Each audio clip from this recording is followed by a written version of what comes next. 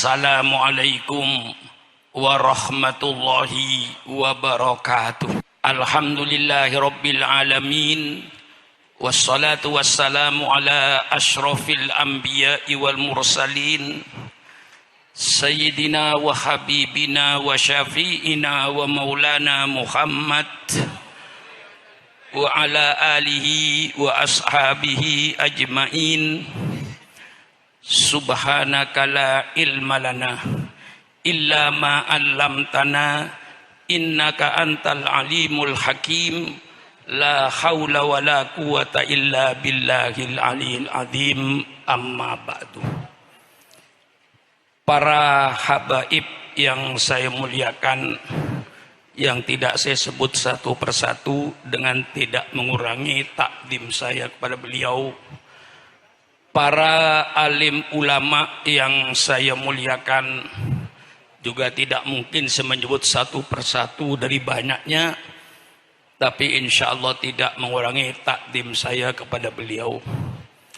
Hadirin dan hadirat sekalian yang berbahagia, wabil khusus kepada Sahibul Bait Al-Mukarram Kiai Haji Muhammad Rizdes bin Kiai Abdul Hamid yang saya muliakan, dan mudah-mudahan Allah panjang umurnya, bermanfaat kepada bangsa dan negaranya. Hadirin sekalian yang berbahagia, saya datang ke tempat ini sebenarnya tidak untuk memberi kajian. Karena ini tempat khusus, saya datang hanya untuk mencari berkah dari almarhum Kiai Haji Abdul Hamid Pasuruan ini. Kalau pengajian semalam saya sudah ngaji di Bangkalan, nanti malam ngaji di Sumeneb. Insya Allah saya masih diberi kekuatan oleh Allah untuk menyerahkan dakwah ini di seluruh kepulauan Indonesia ini. Alhamdulillah, umur saya ini sudah 82 masuk 83. Jadi sebenarnya kalau seorang pemimpin sudah pemimpin masa lalu.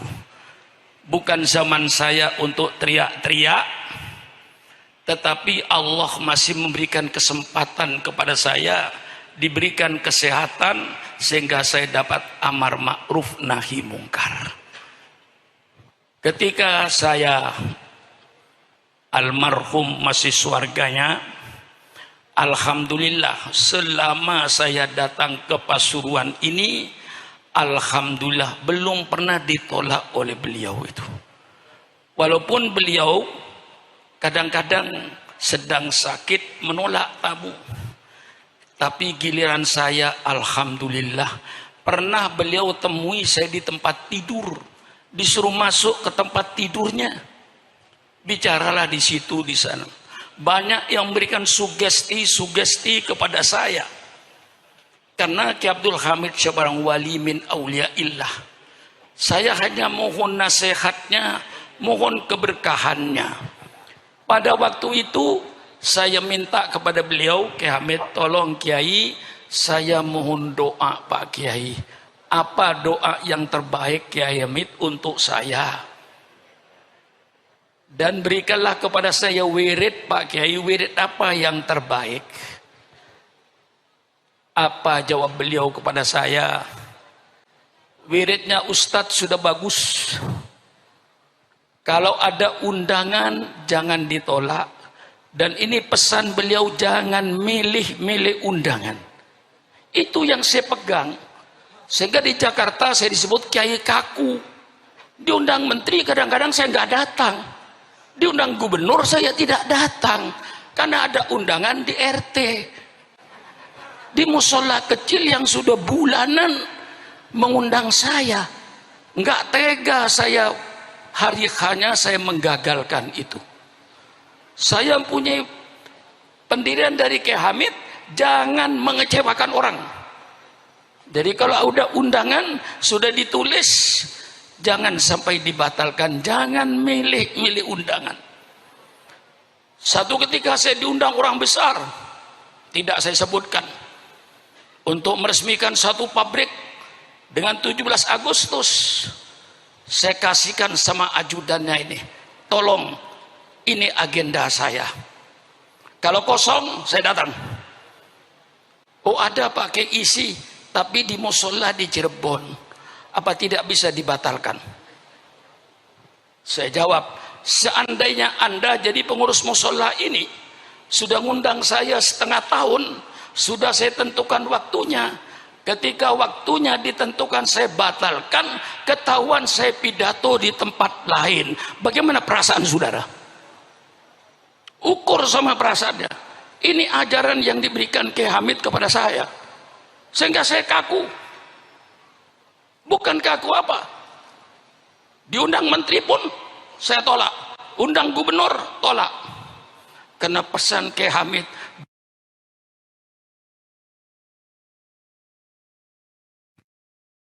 jangan milih-milih undangan. Ini senjata yang saya pakai. Kemudian saya minta lagi sama Kiai Hamid, Kiai, saya ini masih ilmu masih jauh Kiai, mohon doanya Kiai. Dan juga saya banyak membangun Kiai, perlu dana, perlu bantuan. Subhanallah, jawabannya menyejukkan sama saya. Sudahlah Ustadz Sukron, lek wis wayahe ilmuni tugi piyambak. Ini kayak wirid bagi saya ini. Kalau dana gimana Kiai? Dana pun bangun yang berani. Gak usah menggantungkan pada manusia. Gantungkan saja kepada Allah. Lek wis wayahi tugi piyambak. Saya jadikan wirid. Walaupun saya nggak pegang duit, bangun, letakkan batu pertama. Dengan baca Fatihah kepada almarhum Kiai Hamid, pokoknya sampean tahu lek wis wayahe tuki piyambak, lek wis wayahe tuki piyambak, lek wis wayahe tuki piyambak. Jadi wirid bagi saya ini. Sering saya pidato di mana-mana, lek wis wayahe tuki piyambak. Bukan bahasa Arab lagi. Wiridnya bahasa Jawa. Padahal saya bukan orang Jawa. Tapi saya jadikan wirid. Bangun. Alhamdulillah berkah dorongan almarhum. Saya berani membangun. Barangkali alhamdulillah pondok pesantren saya di tengah-tengah kota, di kota Jakarta, kalau tidak karena keberkahan ulama dan para habaib, tidak mungkin Syukuran Makmun akan mentepi tanah 3,5 hektar di ibu kota. Siapa yang punya tanah 3,5 hektar di ibu kota? Tolong carikan. Tidak ada.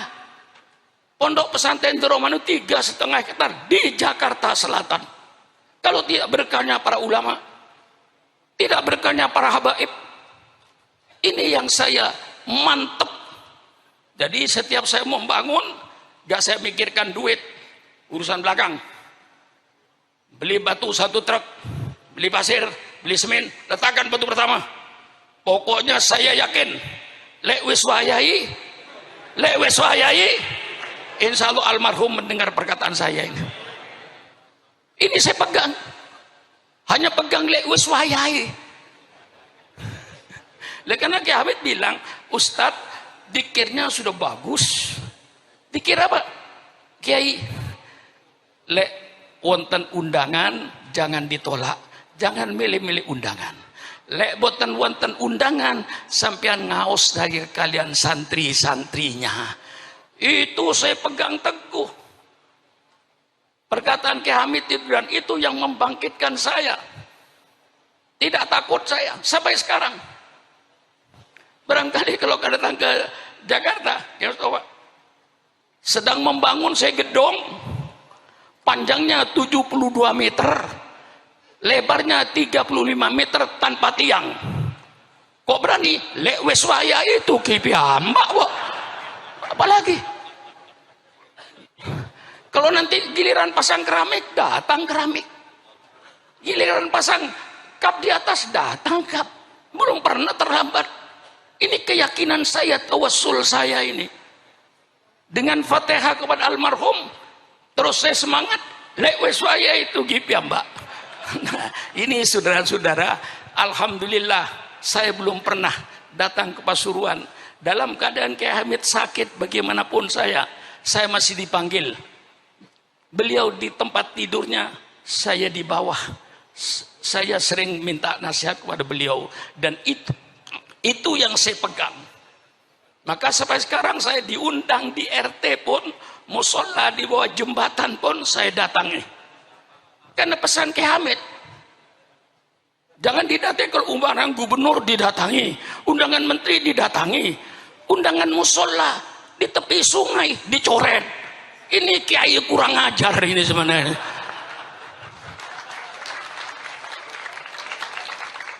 Ini yang saya pegang. Jadi ada punya pegangan saya ini dengan almarhum Kiai Hamid ini. Inilah saudara-saudara, tidak usah bicara soal perjuangan Kiai. Kiai ini sudah pasti, nggak usah ditanya apa perjuangan Kiai. Al-amru bil ma'ruf wan nahyu anil munkar. Itu saja Kiai tugasnya itu. Tidak ada lebih dari itu. Kiai tugasnya hanya al-amru bil ma'ruf wan nahyu anil munkar. Maka kalau ada, maaf pemerintah, maaf Pak Menteri, maaf Pak Wali Kota, maaf Pak Bupati, kalau dia kiai berbeda dengan pemerintah, itu kiai yang bagus. Kiai yang peduli dengan negaranya. Tidak mau kiai membiarkan negara ini hancur. Tidak mau kiai membiarkan negara dalam kedoliman. Kiai tegur. Kiai yang negor ini kiai yang baik. Yang cinta negara, cinta bangsa. Kalau ada kiai berbeda, jangan ditangkap. Jangan dipenjara. Kalau ada kiai berbeda, undang ke kantor kabupaten. Syukron Makmun berbeda dengan Bupati Lumajang. Bukan musuh saya ini. Saya cinta sama bupati. Supaya bupatinya tidak tergelincir. Undang saya ke kabupaten. Ini namanya demokrasi. Ngopi bersama dengan bupati. Betul apa tidak? Kalau perlu dengan mie goreng. Betul apa tidak? Mari bicara apa maunya Pak Sukron. Oh begini Pak Bupati Lumajang, begini Pak Bupati Pasuruan, sesuai dengan Al-Quran dan Sunnah Nabi begini. Kan enak toh. Jangan dimusuhi. Lalu dianggap lawan. Ulama ini yang mendirikan republik ini. Kalau tidak ada ulama, tidak ada NKRI. Saya tegas, persilakan yang mau nuntut. Tidak ada ulama, tidak ada NKRI. Saya berikan fakta. Karena yang sekarang jadi pemimpin ini orang yang tidak baca sejarah barangkali. Ya, Al-Mukarram Kiai Stakuf itu yang akrab dengan saya dulu kakeknya. Kiai Bisri Mustafa yang akrab dengan saya kemana-mana. Lalu dengan Kiai Ulil Bisrinya, sekarang cucunya. Lah ini perlu baca sejarah. Ketika Indonesia mau proklamasi, Bung Karno bikin 60 panitia, gagal. Akhirnya bikin 9 panitia. Terdiri pada Bung Karno, Bung Hatta, Maramis dari Katolik, Abi Kusno, Wahid Hasim, dan termasuk beberapa ulama-ulama lainnya mendapatkan rumusan. Apa rumusnya? Negara Republik Indonesia berdasarkan ketuhanan dengan kewajiban menjalankan syariat Islam bagi pemeluk-pemeluknya. Di luar Islam tidak usah menjalankan syariat Islam bagi. Ini yang disebut Piagam Jakarta. Dengan mendapatkan satu format yang jelas, negara Republik Indonesia berdasarkan ketuhanan dengan kewajiban menjalankan syariat Islam bagi pemeluknya. Maka Bung Karno diminta untuk segera proklamasi tanggal 17 Agustus jam 10 pagi. Proklamasi. Kami bangsa Indonesia dengan ini menyatakan kemerdekaan Indonesia. Hal-hal yang mengenai pembinaan kekuasaan dan lain-lain akan dilaksanakan dengan cara saksama dalam tempo yang sesingkat-singkatnya. Masa kiai sudah apa? Kiai sudah berproklamasi begini, kok masih dicurigai. Radikal, radikal. Apa-apaan itu? Nggak ada itu. Kiai radikal tidak ada. Kalau kiai amar ma'ruf nahi mungkar, kiai ada. Betul kan? Kita ini cuma menawarkan konsep. Kita ingin melaksanakan peradaban Islam yang berdasarkan Quran dan hadis. Ini yang kita inginkan. Karena banyak peradaban yang berdasarkan hawa nafsu. Seperti night club, dansa, joget, telanjang. Itu peradaban, tapi dasarnya nafsu. Kami ingin bentuk suatu peradaban, suatu bangsa berperadaban yang berdasarkan Quran dan Sunnah Nabi. Ini kami mau tonjolkan. Walladzi arsala rasulahu bil huda wa dinil haq liyudhhirahu 'alad dini kullih. Dialah Allah yang mengutus utusannya dengan petunjuk dan agama yang benar. Untuk apa itu, Kiai? Liyudhhirahu, untuk diperlihatkan kepada bangsa Indonesia, ini syariat Islam. Anda mau pakai persilakan, Anda tidak mau pakai persilakan. Wa ma alaina illal balaul mubin. Inilah syariat Islam. Kiai harus berani menampakkan ini syariat Islam. Bagaimana syariat Islam dalam berkeluarga, bagaimana syariat Islam dalam bermasyarakat, bagaimana syariat Islam dalam ekonomi, bagaimana syariat Islam dalam politik. Semua Islam ada. Jangan dikira tidak ada. Yang sekarang pada kiai pada takut bicara politik. Kiai, yang melarang politik itu dulu Belanda. Karena Belanda ingin menjajah Indonesia. Kiai dilarang baca politik, tidak boleh bicara politik di masjid, di majelis taklim dan lain-lainnya. Itu yang melarang bicara politik Belanda. Kalau sekarang masih ada orang yang melarang kiai bicara politik, itu berarti sisa-sisa Belanda. Jelaskan? Jelaskan? Itu sisa-sisa Belanda itu. Persilakan. Kalau kiai sayang negara, kalau kiai cinta sama NKRI, saatnya kiai bicara politik. Politik Al-Quran, politik sunnah Rasulullah, bukan politik kebohongan, bukan pencitraan, tapi kejujuran politik yang diminta itu. Betul apa tidak? Persilakan kiai bicara politik. Politik Al-Quran, bicara politik, politik sunnah Rasulullah. Yang kayak tadi itu Pak Bupati dan Pak Menteri, itu semuanya dalam Islam ada. Jangan mempersulit urusan rakyat. Hadis, man waliya min amri ummati fasyaqqa alaihim fashquq alaih. Barang siapa yang memegang pimpinan urusan umatku, dia mempersulit urusan umatku, maka dia nanti akan dipersulit oleh Allah di padang mahsyar. Maka ketua RT, ketua RW, lurah, camat, bupati, wali kota, gubernur, presiden, menteri, jangan mempersulit urusan rakyat. Kalau bisa dipermudah, mengapa dipersulit? Jangan sebaliknya. Kalau bisa dipersulit, mengapa dipermudah? Iblis. Nah ini, betul? Betul ya Pak? Kalau bisa dipersulit, kalau bisa dipermudah, mengapa dipersulit? Man waliya min amri umatih fasaqwal fasquq alaih. Man yasta'illahu ru'yatan yamutu yauma yamutu. Wa wasul li ru'yatihi haramallahu alaihil jannah. Ini hadis politik. Ayo bicara dengan orang-orang politik. Saya undang ke rumah. Ayo bicara politik dengan Syukuran Mamun.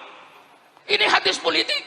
Barang siapa yang Allah jadikan pemimpin, kemudian dia mati. Ketika mati kebah, sedang menipu rakyatnya, pemimpin seperti itu haram masuk surga. Haram masuk surga. Doakan pemimpin-pemimpin yang belum memenuhi janjinya ketika kampanye, mudah-mudahan dipanjangkan umur. Betul apa tidak? Hei, pemimpin-pemimpin yang kau belum melaksanakan janji-janjinya ketika kampanye, tolong ya Allah jangan dimatikan dulu. Kalau nanti dia sudah memenuhi janjinya, mau mati, matilah kau.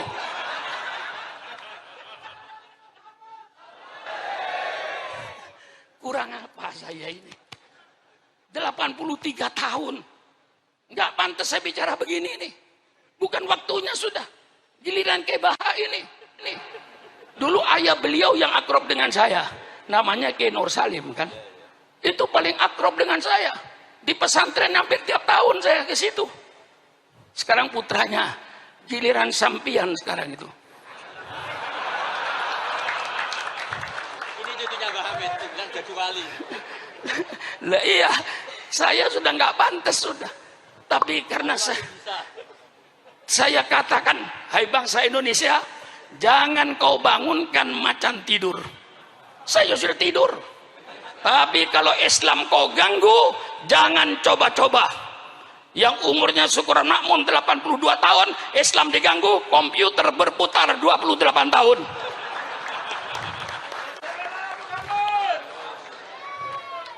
Betul? Betul. Nah, kalau saudara ingin tahu pemerintah, terus terang aja, syukuran makmum, ketua RT, ketua RW, lurah, camat, sampai bupati, sampai presiden, semua yang ada ini tidak ikut berjasa dalam NKRI itu. Yang berjasa dalam NKRI itu siapa? Yang di kuburan itu. Kita cuma pandai makan jasa. Bapak Haji saya pandai makan jasa. Jangan hanya pandai makan jasa, tapi kau harus pandai pula berjasa. Orang yang hanya pandai makan jasa tapi tidak mau berjasa, itulah orang-orang yang hanya pandai berjoget di atas kuburan orang lain. Jangan kau berjoget di atas kuburan orang lain. Betul atau tidak? Mari kita berjasa. Sudah pemilihan umum, biayanya mahal, 100 triliun lebih, dipilih oleh rakyat, digaji oleh rakyat, gajinya 60 juta ke atas. Kok yo tego? Sudah gajinya gede kok yo tego masih nyolong duit rakyat. Itu kemana perasaannya? Sudah tidak ikut berjasa. Yang berjasa pahlawan itu. Maka kalau pemerintah ingin tahu kontribusi umat Islam terhadap NKRI, saya katakan pemerintah, kalau pemerintah ingin tahu tentang bantuan umat Islam terhadap NKRI, tolong pemerintah adakan sensus kuburan. Loh, betul kan? Sensus kuburan. Tiap kabupaten ada teman pahlawan kan? Pasuruan ada, Probolinggo ada, Sidoarjo ada, Mojokerto ada, taman pahlawan. Tolong pemerintah masuk taman pahlawan itu. Sensus, siapa nama? Agama apa? Siapa nama? Agama apa? Siapa nama? Agama apa? Siapa nama? Agama apa? 99% darahnya umat Islam untuk NKRI. Jerit saya ini supaya paham semuanya itu. Sakit saya ini. Maka walaupun sakit-sakit, nggak bisa jalan, masih saya paksa. Soalnya Kiai Idris ketemu saya di kuburan Kiai Hamid. Ketika saya takziah ke kuburan, tolong Kiai nanti maulid kalau bisa datang usahakan iya. Nah, ya sudah, saya sudah mau berhenti juga.